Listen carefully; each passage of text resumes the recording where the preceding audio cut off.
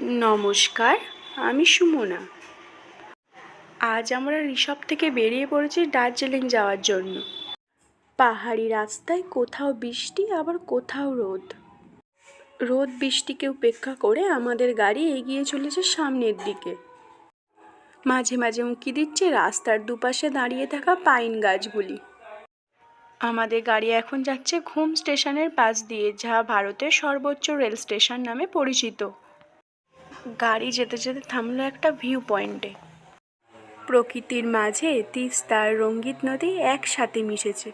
ওই যে দূরে দেখতে পাচ্ছেন সবুজ কালারের জল, ওটা রঙ্গিত নদী আর পাশেরটা তিস্তা। একটা আশ্চর্য জিনিস দেখেছেন, দুটো জলের রং কিন্তু আলাদা, কিন্তু একসাথে মিশে যায়নি, যে যার নিজস্ব গতিতে বয়ে চলেছে। কেমন লাগলো জানাবেন। ভালো থাকবেন, সুস্থ থাকবেন।